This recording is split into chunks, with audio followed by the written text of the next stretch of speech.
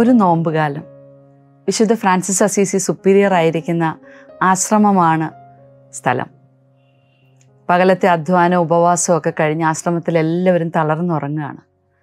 അർദ്ധരാത്രി ആയപ്പോൾ ഒരു ചെറുപ്പക്കാരനായ സന്യാസി ഉറക്കത്തിൽ നിന്ന് ഉണർന്ന് ഉറക്ക നിലവിളിക്കുകയാണ്. നിലവിളിയുടെ കാരണം ഇതാണ്: എനിക്ക് വിശക്കുന്നേ, ഞാൻ ഭക്ഷണം കഴിച്ചില്ല, ഇപ്പം മരിച്ചു പോയി. കൊച്ചു കുഞ്ഞുങ്ങൾ നിലവിളിക്കുന്ന പോലെ നിലവിളിക്കുക.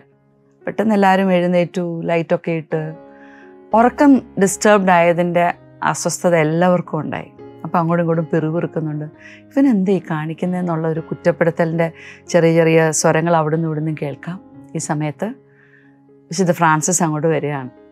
ഫ്രാൻസിസ് വന്നിട്ട് പതിയെ ഇയാളുടെ കൈക്ക് പിടിച്ചു. ഇത് നേരെ പിന്നെ പോകുന്നത് ഊട്ടുശാലയിലേക്കാണ്.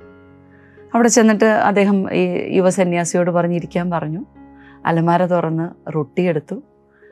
പിന്നീട് അസീസി ചെയ്തത് ഇതായിരുന്നു: 2 പ്ലേറ്റ് എടുത്ത് 2 പ്ലേറ്റിലേക്ക് റൊട്ടി വെച്ചു. എന്നിട്ട് അദ്ദേഹം ആദ്യത്തെ കഷ്ണം കഴിച്ചിട്ട് ഈ സന്യാസിയോട് പറഞ്ഞു, കഴിക്കുന്നു.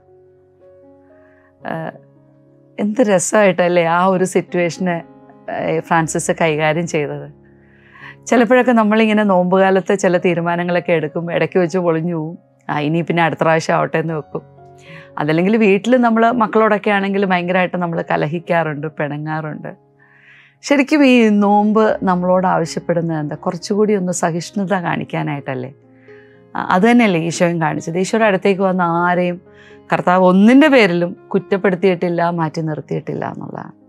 അപ്പോൾ ഈ നോമ്പുകാലം കുറച്ചുകൂടി നമ്മുടെ ഉള്ളിൽ നിന്ന് ആ ഒരു സഹിഷ്ണുതയും ശാന്തതയും പിറുപിറുക്കലും കുറ്റപ്പെടുത്തലും ഒക്കെ ഒന്ന് മാറ്റി അതൊന്ന് പ്രാക്ടീസ് ചെയ്യാനുള്ളൊരു സമയമാണ്. അതിന് നമുക്ക് ചെറുതായിട്ടൊക്കെ ഒന്ന് ശ്രമിച്ചാൽ കൂടെ ഉള്ളവരോടൊപ്പം മതി. അല്ലാതെ നമ്മൾ പുറത്തുപോയി വലിയ കാര്യങ്ങളൊന്നുമല്ല, കുഞ്ഞു കുഞ്ഞു കാര്യങ്ങൾ ഡേ ടു ഡേ ലൈഫിൽ നമുക്കുണ്ടാകുന്ന ചെറിയ ചെറിയ സിറ്റുവേഷൻസ്, അവിടെയൊക്കെ ഒന്ന് സഹിഷ്ണുത കാണിക്കാനായിട്ട് നമുക്കൊന്ന് പരിശ്രമിക്കാം. അതിന് നമുക്ക് സാധിക്കട്ടെ. Good day.